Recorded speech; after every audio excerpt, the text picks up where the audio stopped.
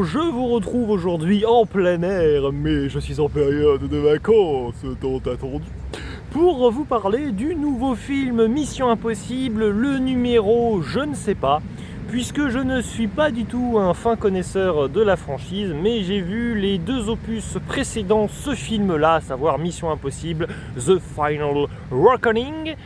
Un film que j'attendais puisque j'avais bien apprécié The Death Reckoning, contrairement à beaucoup de personnes qui ne l'avaient pas apprécié ou qui ne l'avaient pas vu. C'est globalement un film qui au box-office n'avait pas cartonné, et ce qui est très étonnant d'ailleurs parce que Tom Cruise avec Top Gun Maverick qui était sorti l'année d'avant, qui avait cartonné au box-office, on s'attendait de nouveau à un raz-de-marée d'un point de vue tout simplement de la fréquentation en salle et même de l'appréciation du film, puisque le film Mission Impossible précédent les deux films là, Reckoning, à savoir Fallout, avait été très apprécié. Moi c'est un film Fallout que je n'aime pas du tout, c'est mon pire blockbuster des années 2010 que j'ai pu voir, pour vous placer un petit peu du contexte. Voilà, donc je ne peux pas me prétendre un grand fan particulièrement de la saga Mission Impossible, ni même de Tom Cruise. J'apprécie évidemment le fait que l'acteur s'investisse beaucoup dans les films, certes il les produit, il propose les cascades aussi de ses personnages, de Ethan Hunt, ici à nouveau le personnage qu'il campe pour la 8e fois me semble-t-il.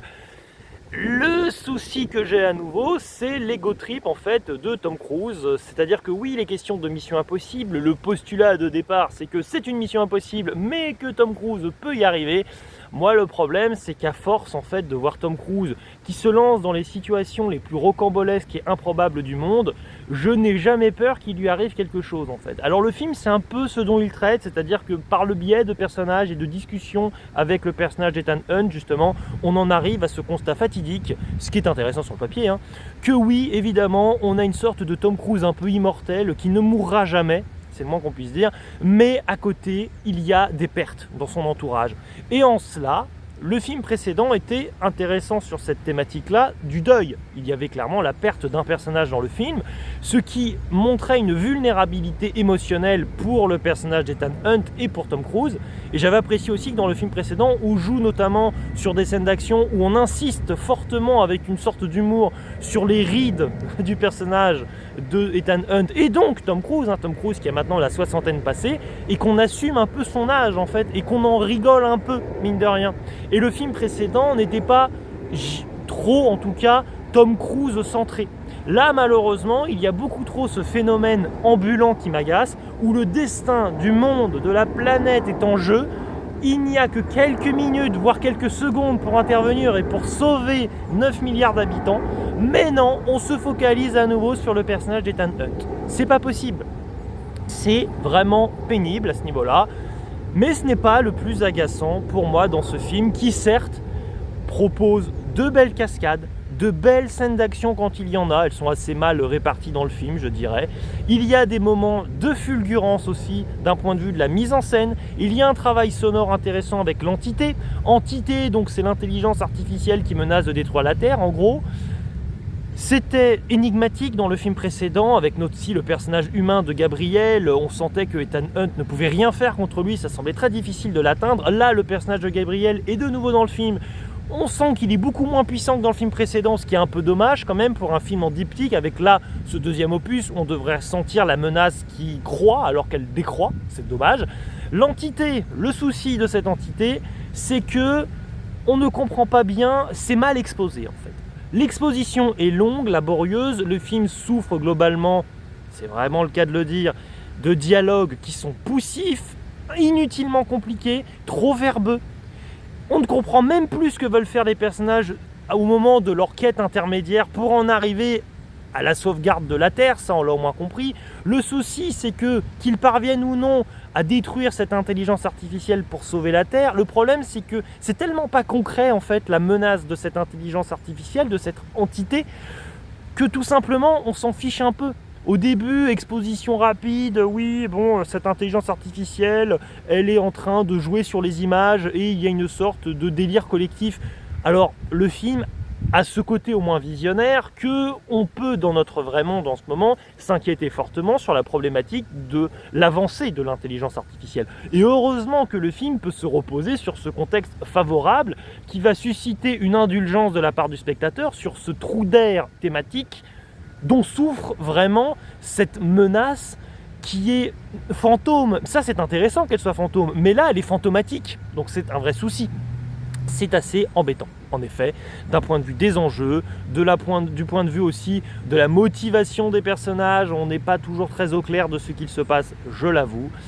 Et donc, évidemment, problème de montage, problème de dialogue, et c'est dommage, parce que globalement, c'est vraiment pour moi le souci du film, c'est que il y a vraiment encore une fois des qualités, mais le problème, c'est qu'on n'arrive pas à passer outre ces trop gros défauts d'écriture, et aussi donc de ce syndrome Tenet, à savoir, on ne comprend rien à l'arrivée. On ne comprend rien quand les personnages parlent, et on a l'impression de voir une équipe du film qui est dans son microcosme, dans sa bulle, et qui est en train de balancer son jargon, peut-être crédible d'un point de vue scientifique, d'un point de vue géopolitique, si on partait dans une sorte d'histoire-fiction, voilà, l'intelligence artificielle essaie de détruire la Terre, comment ça se passerait? Peut-être que oui, c'est aussi compliqué que cela, c'est même probable, bien sûr, avec les services secrets, avec les questionnements géopolitiques. Le souci, c'est qu'on est dans le cadre d'un film, et c'est important de rendre ton film accessible, en fait, au public. Là, j'ai l'impression que les spectateurs ne sont même pas pris en compte. J'ai vu le film le jour de mon concours, donc le jour de Mission Impossible, donc on verra les résultats, mais si je l'échoue, c'est pas grave. Je pourrais dire que c'était à cause de Tom Cruise. Mission Impossible, j'ai raté, j'y reviens l'année prochaine. Mais plus sérieusement, le souci, c'est que j'ai observé la salle de cinéma. Les gens étaient dans un désintérêt collectif, apparent, visible et manifeste. Des gens ont quitté la salle, des gens se sont installés plus que confortablement en mode sieste ultime, comme s'ils étaient en classe de petite section. Donc je pense qu'il y a un problème dans la conceptualisation même du film. Et j'ai du mal à comprendre qui va pouvoir véritablement apprécier le film. Alors si c'est le cas, dites-le moi dans les commentaires, même si votre avis est aussi négatif que le mien, n'hésitez pas à le dire. Si vous êtes mitigé, n'hésitez pas. Mais moi, j'ai quand même un vrai souci avec ce film, et je vais passer à une partie spoiler. Donc si vous n'avez pas encore vu le film, revenez plus tard. C'est parti, spoiler! Spoiler, je vais vous parler de la fin du film. La meilleure idée du film, c'est que le personnage de Gabriel meurt d'une manière nullissime, très rapide, et c'est assez rigolo. Parce que le film, mine de rien, dure 2h40, c'est long, c'est fastidieux, mais il y a un véritable plaisir jouissif à voir la menace palpable du film, l'antagoniste à Tom Cruise dans ses grands moments de pirouette aérienne avec les avions. C'est très très drôle de voir le méchant mourir de manière si rapide. Ce qui est moins drôle, c'est que ce méchant, il est pas du tout à la base dans un délire à la Joker, mais il va devenir le personnage du Joker en cours de film, sans que l'on sache pourquoi. Au moment où son plan est en train de partir en sucette complet, le personnage donc de Gabriel se tape des barres et rigole, et on se croirait avec le personnage du Joker. Le personnage a opéré une sorte de virage à 60 degrés, on va rester gentil, et ça m'a vraiment posé problème. Alors on peut se dire que face à Tom Cruise qui est si puissant, c'est normal en effet, il commence à être vraiment dans une sorte de pression terrible et il en rigole parce que ça devient nerveux pour lui. Ouais, pourquoi pas, mais il a l'air vraiment de se taper des barres premier degré, le type. Donc moi, ça me questionne un peu. J'ai trouvé ça désagréable parce que tu as l'impression de voir une sorte de cliché ambulant du Joker, et je trouve que le personnage se tenait beaucoup mieux en étant beaucoup plus haut en couleur, en ne rigolant pas justement, en étant dans une sorte d'idée assez pragmatique, un peu en mode chevalier de la mort et de l'apocalypse, quoi, c'est un peu ça. Et globalement, je trouve que le film, avec ce personnage-là et donc l'entité complètement vidée de sa substance, le personnage de Tom Cruise, ensuite, la question c'est que visiblement c'est le dernier chapitre de Mission Impossible, la bonne blague, il y en aura encore, rassurez-vous, surtout que Tom Cruise veut tourner jusqu'à ses 100 ans, et même il ne prendra jamais sa retraite. Bon, avec l'intelligence artificielle, même si nous le perdons un jour, ce qui peut peut-être arriver, on ne sait pas, eh bien, si ça se trouve, on aura ensuite un Tom Cruise d'intelligence artificielle et on aura encore 10 millions de films Mission Impossible, rien n'est moins sûr. Mais en tout cas, toute cette question de dire que c'est le chapitre ultime pour Ethan Hunt, on n'y croit pas, ça ne fonctionne pas du tout à mes yeux. Et à la fin, on se dit, il va peut-être mourir quand en l'absence visiblement de solution, il risque de tout simplement périr parce qu'il est dans l'avion du méchant qui lui est donc mort.